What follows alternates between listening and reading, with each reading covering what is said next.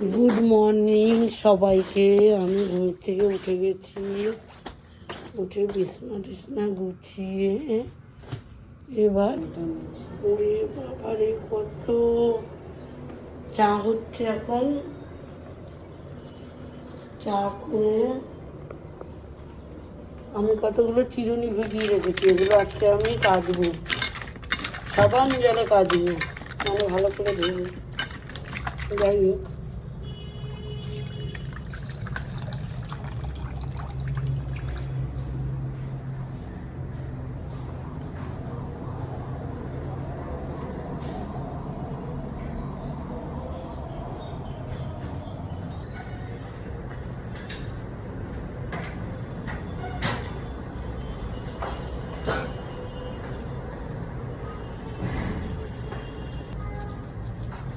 সকাল সকাল টিফিন বানিয়ে নিচ্ছি আমি পাস্তা। তার মধ্যে এটার মধ্যে দিয়ে দিয়েছি পেঁয়াজ, বাঁধাকপি আর আলু একটু বড় বড় করে দিয়েছি। আর এইদিকে সিদ্ধ করে এই যে রেখে দিয়েছি পাস্তা। পাস্তা দেখো পাস্তা। এবার দুটো ডিম দিয়ে দেবো এর মধ্যে, দিয়ে অন্যরকম করে ভাজা করেও দেওয়া যায়, কিন্তু আমার আর আজকে ইচ্ছা করছে না। আমি এর মধ্যেই ডিমটাকে একটু ভেজে এর মধ্যে মিশিয়ে দিয়ে দেবো। কে কে খাবে বলবে, কার কার ভালো লাগছে দেখে এরকম করে বানিয়ে নেবে। যারা মানে আমার মতো ফাঁকিবাজ রান্না করবে তারা এরকম সুন্দর ফাঁকি দিয়ে দেখো, ডিমও দেওয়া হয়ে গেল, সব সবজিও দেওয়া হয়ে গেল। সবজি আজকে বেশি কিছু নেই বলে আলু, পেঁয়াজ আর বাঁধাকপি।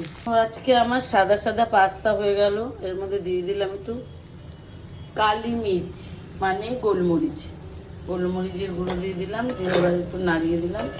হয়ে গেল আজকে আমার সকালে পাস্তা।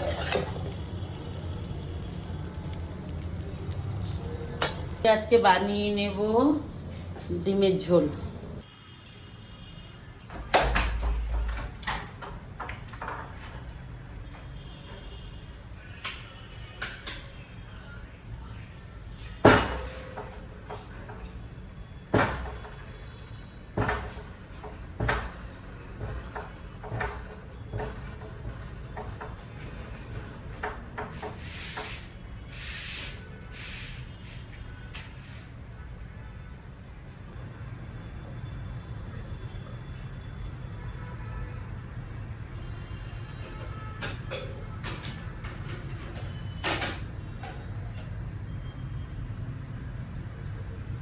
হয়ে গেছে আজকের কাজ, এবার যাবো স্নান করতে।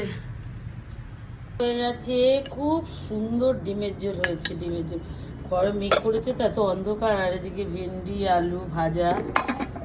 আর ভাত পাতা দেখার কিছু নেই, ভাত করেছি পেঁপে সিদ্ধ। হয়ে গেছে আমার রান্না আজকে। এবার আমি ঘরের সব কাজ হয়ে গেছে, এবার আমি যাব স্নান করতে। স্নান করে পুজো দিয়ে যাই, জামা কাপড় বার করে নিয়েছি, এবার যাচ্ছি স্নান করতে।